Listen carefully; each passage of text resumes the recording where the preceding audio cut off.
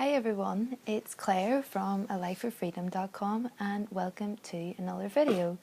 So this is a video that was part of the series of videos that we're helping you to explore what a life of freedom means to you by sharing with you what a life of freedom means to me and Joe.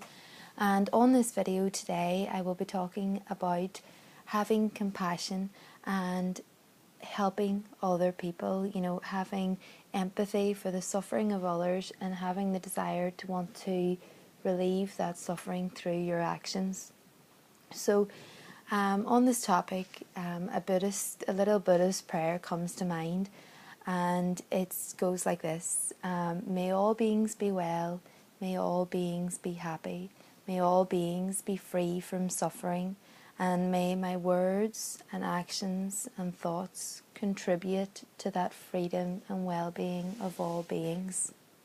So this is a little Buddhist prayer for compassion, and as I said, compassion comes from that place.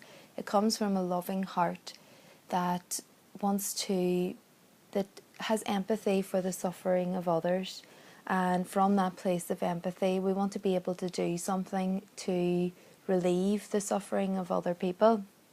And as I began my journey towards healing my own emotional wounds, it began me on a journey of looking at how we live as a society and how we treat other people as we live on the planet. And I suppose I like to think of the analogy that, that the earth, this beautiful earth that we live on, is like a big ship that we are on the ship, and at the top of the ship is the people who have lots of money, and quite a lot. As Western society, we would fall under that bracket at the top of the ship, and then there would be people with less money and they would live at the bottom of the ship. So how the majority of people live at the top of the ship, we earn our money and we go out and we buy nice things, we live in nice homes and we buy nice cars, and it's pretty different to how people live at the bottom of the ship. And a lot of people living in that way, they don't have much money to even, like, some people can't even afford to buy food.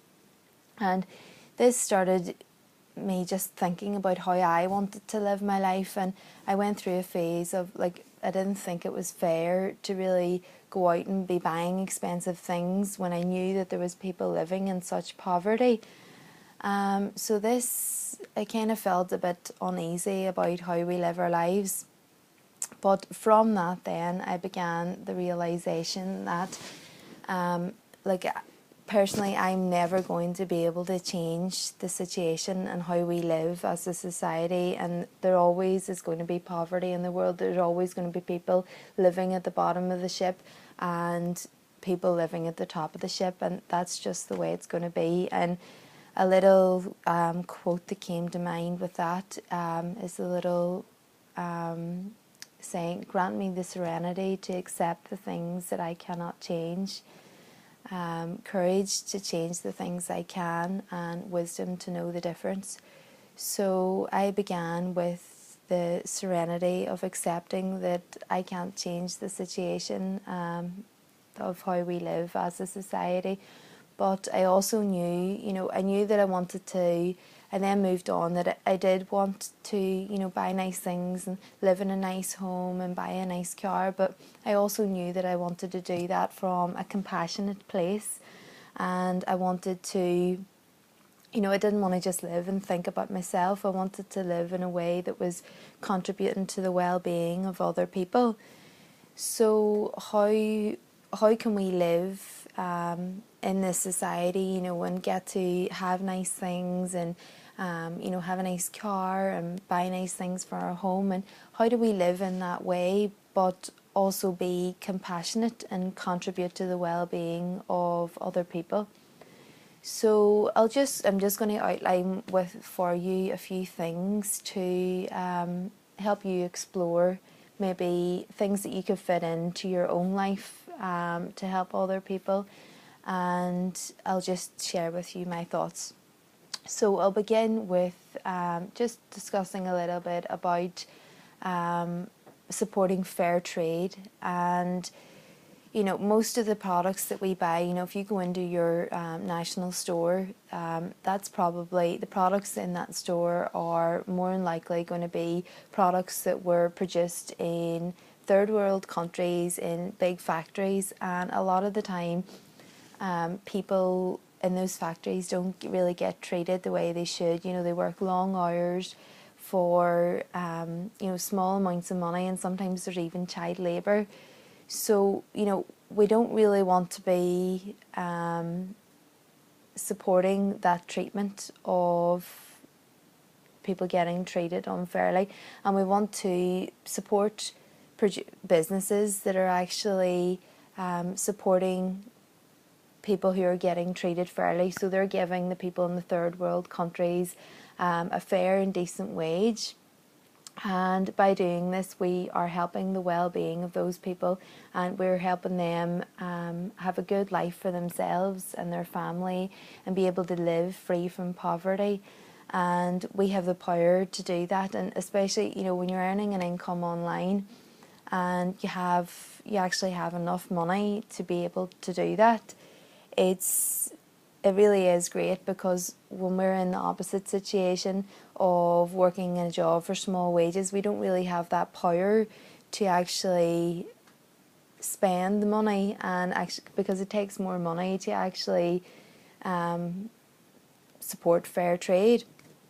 So with earning an income online, you would actually have the power to be able to do that. And on to the next thing, in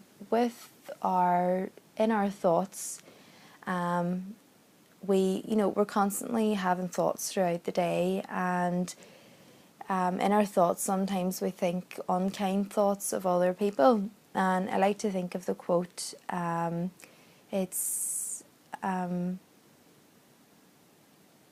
when we come across somebody, are they either radiating love or are they calling for love?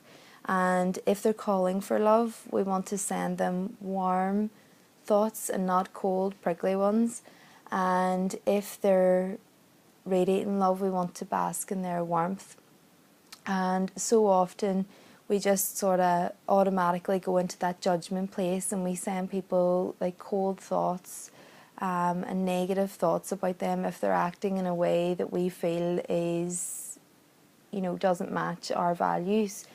And if we want to be compassionate and be loving towards other people, we don't want to do that, and we want to come into a loving place of, feeling that person's pain and seeing where they're at, and realising that they're just another being that's trying to be happy. So on to the next part would be, the next suggestion for you would be wanting to support projects in third world countries. So things like hurricanes, being able to support people to build wells or build schools or to feed poor people. So that is also something that you would have the power to do while earning an income online. And also, even, not even in the third world countries, but in our own communities, there's people who are struggling, and they could do with your time and money. And, just for example, at Christmas,